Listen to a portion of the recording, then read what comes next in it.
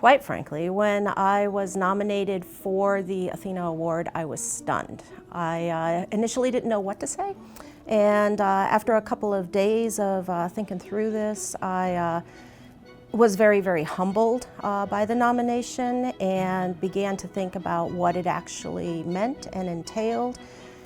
In the end, am humbled primarily because I've always been surrounded by really great leaders, both men and women, but some of the women have been truly exceptional, and I would never have considered myself to be one of them.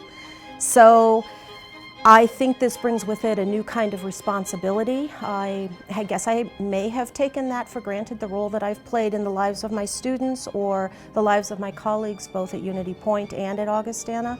And now I'm a little bit more aware of that. I now realize that I've had an impact on lives that I was unaware of. And so now that I know that, I'm going to try to nurture that. The ATHENA nomination has actually been a kind of awakening for me. Being in the company of the past recipients is such an honor. There's tremendous women who have been involved with the ATHENA Award.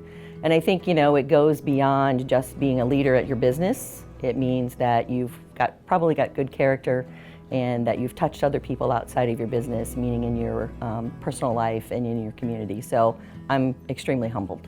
To be an ATHENA honoree means that I've been honored for my leadership, and I think that to be an established leader, there's so many leaders out there, especially female leaders, but it means that I'm amongst the elite, if you would, because they've been acknowledged at how much they do for their community and for nonprofits, and mostly to lead young women and show them the way that I was shown when I was younger. So it's a pretty big award.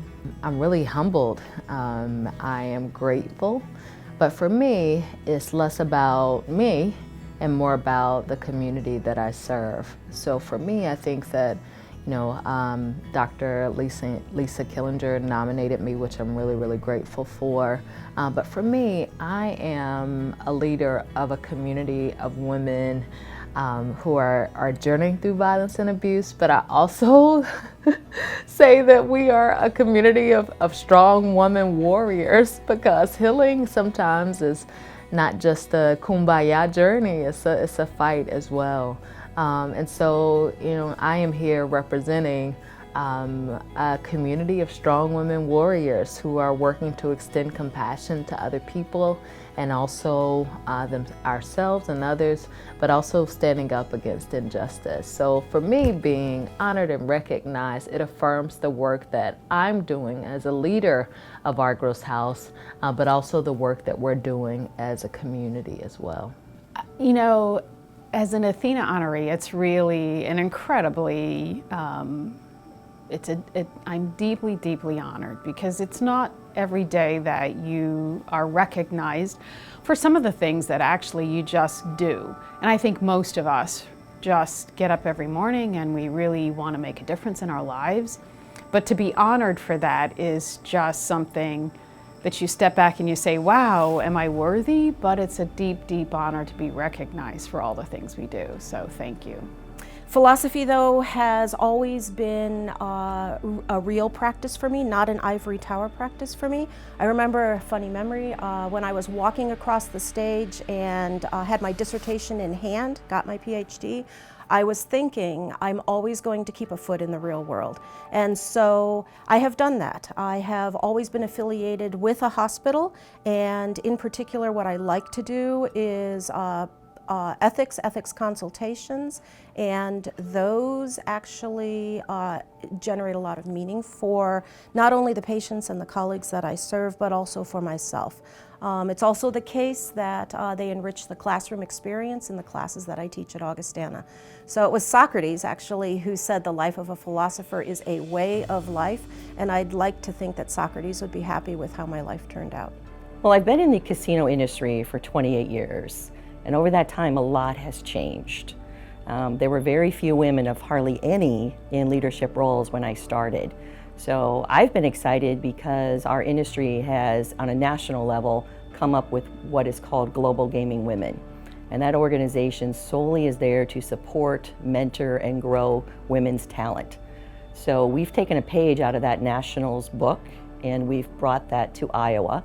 We have an Iowa Women Leaders in Gaming organization. I lead that committee, and I have the honor of putting together an annual conference where we have about 150 women who come together. We talk about the challenges of our daily lives and the needs of, and really supporting each other and how we can have more women be in leadership roles, and I mean in top roles, like being a general manager or a vice president and those types of things. So it's just really an honor to be part of that. I've never been afraid to get involved.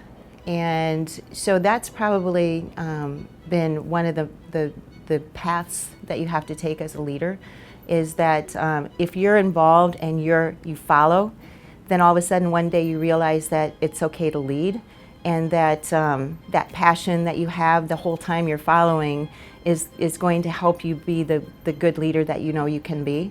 And then you end up having other people follow you and guide them. And so that's probably been, you know, one of the paths that I think, you know, led me to where I am today.